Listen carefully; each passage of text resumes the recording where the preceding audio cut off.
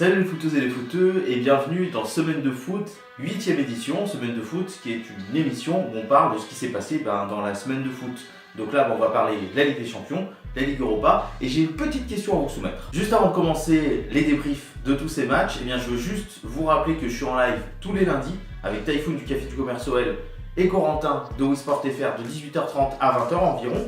On parle de foot, on débriefe du week-end, on voit ce qui va se passer dans la semaine, voilà. Et puis les mercredis en libre antenne, et là je réponds à toutes vos questions et il y a parfois des passages Discord. Donc n'hésitez pas à activer la petite cloche pour être informé de tous ces lives. Allez c'est parti, on aborde le premier sujet, la Ligue des Champions. Les quarts de finale de la Ligue des Champions nous ont offert des matchs incroyables et surtout un nombre de buts impressionnant. C'est-à-dire qu'il y a eu plus de 3 buts par match. 3 buts Juventus-Real, 3 buts lors de Séville-Bayern, 3 buts lors de Liverpool-Manchester City et 5 buts lors de Barcelone-Roma. Ça fait pas mal quand même, donc il y a certaines défenses qui n'ont pas maîtrisé leur sujet et on va commencer par Juve-Real. Alors comment dire que... Je m'attendais pas à ça. Ouais c'est ça, mais pas du tout, parce que honnêtement, je voyais pas du tout le Real gagner à la Juve. Je voyais peut-être un match nul ou une courte victoire de la Juve, mais là, je trouve que le Real a plutôt maîtrisé son sujet. Je trouve que la Juve n'a pas démérité, le score est un petit peu sévère pour la Juve avec un Dybala qui prend un rouge.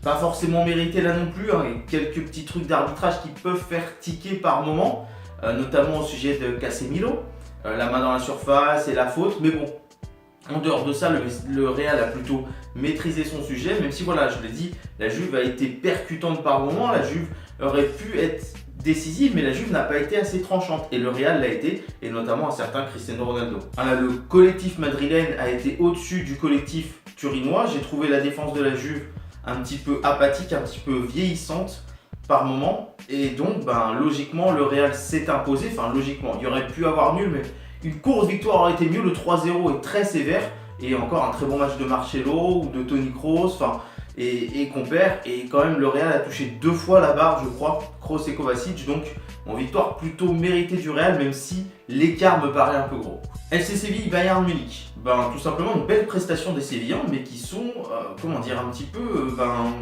candides, un petit peu naïfs. C'est-à-dire ils sont pas assez tranchants, alors ils marquent, bien entendu un but, mais il y a eu d'autres occasions où ils auraient pu marquer. Le Bayern est monté en puissance petit à petit dans le match, et on a vu que le Bayern a profité quand même de la maladresse des Sévillans avec le but contre son camp, avec le but de Thiago sur la tête, je crois que c'est un petit peu dévié par Escudero.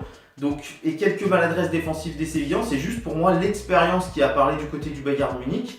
Et ça va être très compliqué pour le FC Séville au match retour, parce que le Bayern est beaucoup plus maître de son jeu à domicile, mais en tout cas, Séville peut nourrir de très très gros regrets. Barcelone, AS Rome. Alors 4-1, pareil, je trouve que là, on est dans le même contexte que Séville, Bayern, c'est-à-dire que là, c'est un petit peu naïf côté AS Rome.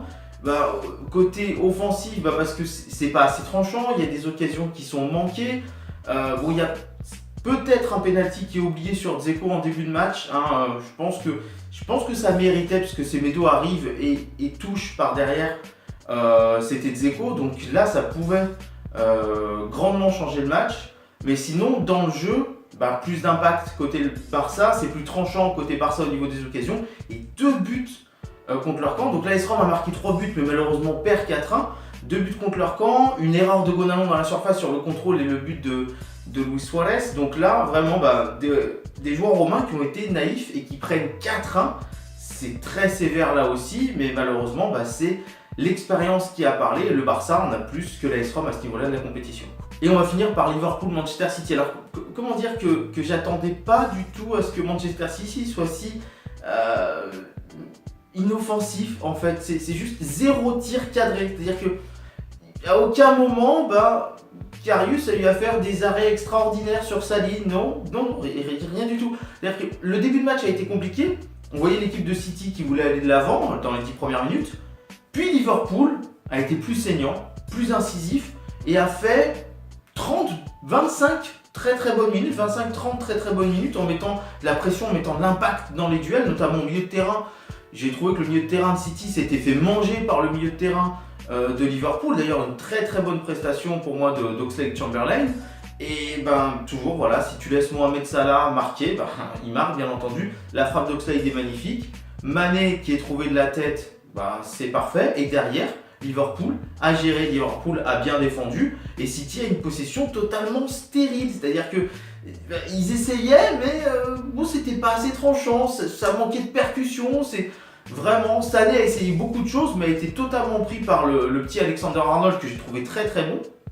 Donc là voilà, Liverpool a donné une leçon de réalisme, a donné une leçon d'impact à Manchester City. Je suis pas sûr qu'ils puissent s'en remettre pour le match retour. Voilà, on a fait le tour des matchs de Ligue des Champions, place à la Ligue Europa. On va commencer par le favori, l'Atlético. Une prestation sereine de la part de l'Atlético, collectivement. Le Sporting qui est pareil, naïf à ce niveau-là de la compétition, qui est surtout un peu trop inoffensif, qui a eu quelques possibilités, mais c'est plus tranchant du côté de l'Atlético. Et au niveau de la défense du Sporting, c'est un peu trop naïf, toujours. Donc là, ça a profité à Koké et à Griezmann.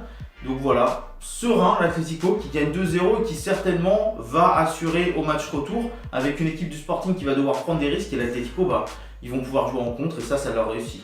Alors Lazio-Salzbourg, j'ai trouvé la prestation des Autrichiens très intéressante et plutôt bonne, surtout en première mi-temps. On finit à 1 partout, donc les Autrichiens qui ont marqué sur penalty et la Lazio dans le jeu, donc ça finit à 1 partout. Puis 2-1, puis 2-2 en deuxième mi-temps. La Lazio a beaucoup plus dominé, mais ça s'est surtout accéléré avec l'entrée de Felipe Anderson qui a apporté plus de vitesse, plus de tranchant, encore plus de verticalité dans le jeu de la Lazio. Et donc ça a amené ce but de Felipe Anderson, ce but d'Immobilier, 4-2. La Lazio qui encaisse quand même 2 buts. Je trouve que c'est assez important à la maison, même si, vu qu'il gagne 4-2, Salzbourg va être obligé de se découvrir et on sait au match retour le jeu de contre et le jeu dans la verticalité, dans la rapidité verticale de la Lazio va certainement faire la différence. Donc je pense que la Lazio va se qualifier, mais en tout cas ils prennent encore 2 buts à domicile. La prestation de Salzbourg était vraiment pas mauvaise du tout et la Lazio quand ça accélère ça fait très très mal par contre. Arsenal CSKA Moscou, une prestation sereine d'Arsenal, j'ai trouvé une belle équipe. Enfin, on voit un jeu collectif qui est plutôt bien huilé, on l'a vu, il y a eu des occasions, qui est plutôt bien huilé. Il y en a eu par moments dans la saison, mais là c'est vraiment le match, je pense, un petit peu si référence dans cette Europa League quand même pour eux, parce que c'était vraiment bien huilé. Il y a eu la confrontation face au Milan, mais là il y a eu vraiment un jeu collectif, tu prends un but un peu sur une faute un petit peu débile et surtout sur une action de jeu un petit peu débile. Là je crois que c'est Mustafi qui dégage, c'est un petit peu bête et le coup franc est magnifique.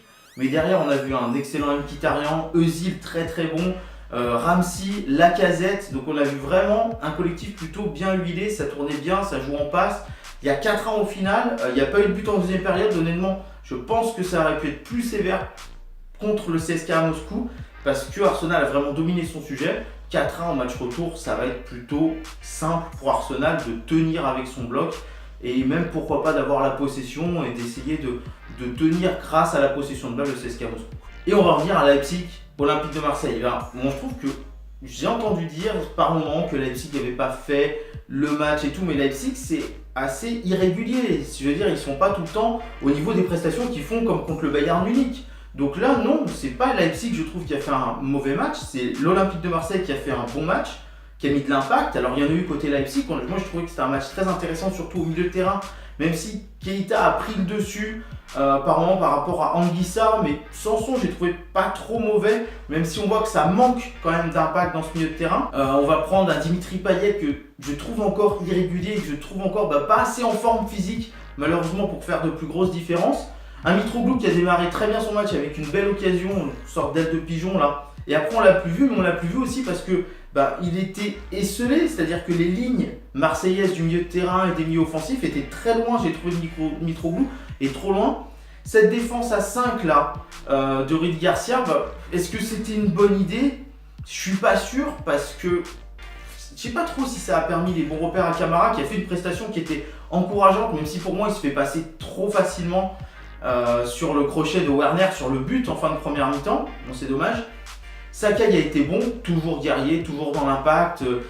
Quand il y a eu le contact, il n'y a pas faute dans la surface, il fait un tacle, il dit aux joueurs de Leipzig de se relever, je ne sais même plus qui c'était. Mais il a vraiment mis de l'intensité. Bounassar qui a fait de bonnes prestations. Luis Gustavo qui a fait une très très bonne prestation en patron de défense. Je maintiens quand même ce que je dis pour moi, il a manqué au milieu de terrain, mais bon c'est vrai que il a bien servi en défense. Par contre, à ma vie, très décevant, trop d'erreurs techniques offensivement, trop de problèmes de placement défensivement. C'est un gros problème pour moi à ma vie sur ce match, qui a été pas bon, pas du tout à la hauteur de ce qu'on attend de lui. Ocampos toujours dans l'impact, toujours dans l'énergie, avec malheureusement quelques petits défauts techniques, mais en tout cas une prestation toujours pareille, la grinta pour Ocampos. Donc là à ce niveau-là, sur l'OM, honnêtement, je pense qu'il y avait moyen d'aller marquer un but, mais on en vient toujours à la même chose, comme c'était le cas à Bilbao, comme c'était le cas à Braga, et là ça n'avait pas un gros impact puisque tu étais presque déjà qualifié.